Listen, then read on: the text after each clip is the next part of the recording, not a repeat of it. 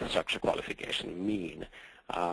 Where does it start? Where does it end? How can we put our arms around this particular question, right? So I'm going to try and attempt to answer that question in layers. I'm going to lay a layer on top of layer on top of layer. And in this case, I think it's a layer at the bottom of another layer at the bottom of another layer, where I start with the application at the top, and I end with the physical infrastructure at the bottom. So that way I can clearly walk you through the entire infrastructure, if you will.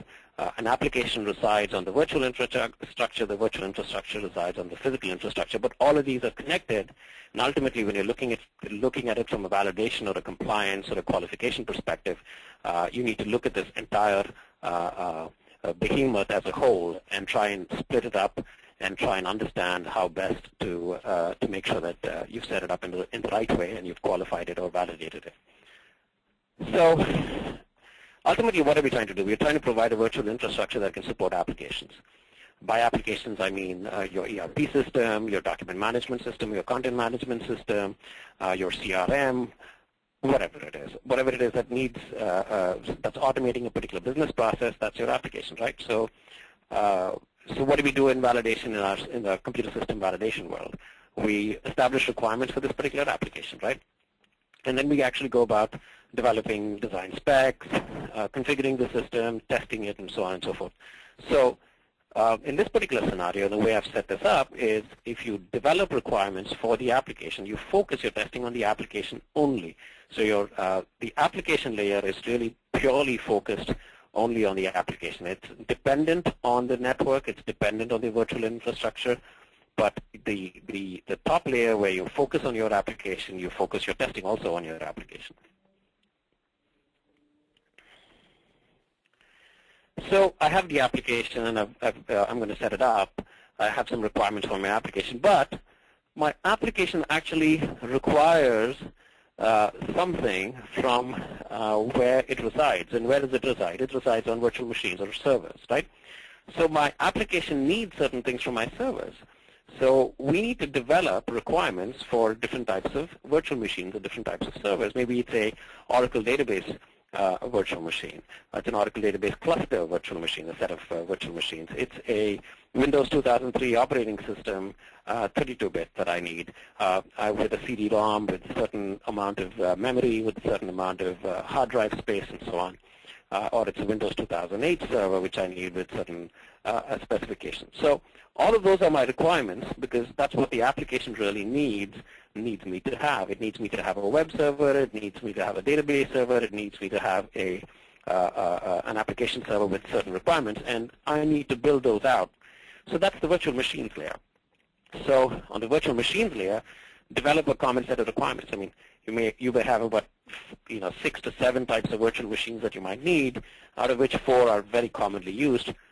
Build qualified VM virtual machine builds and templates for these scenarios and test them out and prove that they will work successfully. Now I have my application layer, which sits on top of my virtual machine layer. But the virtual machine layer truly needs certain things from my virtual infrastructure, right? So what does that mean? What is it requiring? Now my virtual machines are residing on one or more ESX boxes. They're controlled by VMware's vCenter console. Perhaps there's site recovery manager to do some site replication and disaster recovery in a completely new site. Perhaps there are high availability requirements. So if one particular physical box scraps out, my machine should seamlessly move to another available machine. Or if the resources for a particular machine are too intense, the virtual machine needs to be ported over to another machine, which is not a resource hog at the present moment.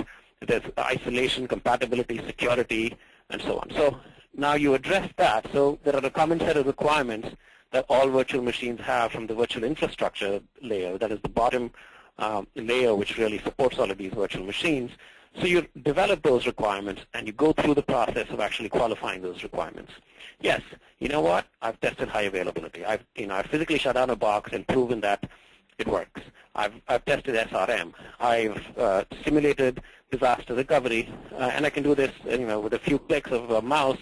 And I brought this entire site down over Christmas shutdown, and lo and behold, it showed up on my secondary site, my disaster recovery site, 3,000 miles away. So those are the kind of testing that you'll do on the virtual infrastructure layer. Excuse me. Didn't realize that talking incessantly like that is kind of tickling my throat. Anyway, the virtual infrastructure layer also obviously depends on the physical infrastructure, meaning it obviously needs hardware. It most definitely needs a storage layer, meaning a storage area network, and so on. So what does my virtual infrastructure really need? It probably needs a database to manage all of the vCenter information. It needs Active Directory for security. So it needs storage. It needs hardware. So what are my requirements for the physical infrastructure layer? So what do I really need my physical infrastructure to do to support the virtual infrastructure, which in turn supports the virtual machines, which in turn support the validated applications, right? So you develop requirements for that and actually qualify against those requirements. So I need to have a SAN which can replicate across to my disaster recovery site. I need to be able to securely assign LUNs to a particular virtual machine, and there should be no cross-conflict, or there shouldn't be any compatibility or isolation issues, and things like that. So you'd actually go about developing those requirements and then test them out. Now, by splitting it up like this, you've really taken a rather unwieldy animal where you really didn't know where one layer began and where one layer ended, because an application is probably having single sign-on, so it depends on Active Directory. It's it needs to store information, so the information is stored in the SAN. It's on a virtual environment, and it depends on virtual machines and the virtual infrastructure. So when I'm truly validating that application, how do I know I've gone through the entire motions of the whole system? How do I make sure that the whole system is okay, or the whole system is compliant, or the whole system is validated, or the whole system is ready to go? This is how you would go about doing it. You actually split it up into individual layers and try and consolidate as far as possible the common activities like data replication or security or high availability and all of those things in those individual layers. So you don't have to keep testing these things out again for each new application. They've been provided for you as a service almost by the physical infrastructure, by the virtual infrastructure to the application. So you have, at any point in time, you can open the tap and you can use all of those resources, and they are always continuously maintained in a compliant state through proper change control and configuration management and deployment procedures and so on. So you have confidence that all of those common IT services or common IT infrastructure elements are provided to you, just like you would switch on or you plug in your machine onto the electricity socket and get the 110 volts and 60 hertz or whatever. So that's the way you should try and approach the problem. That way you kind of really simplify the overall the architecture.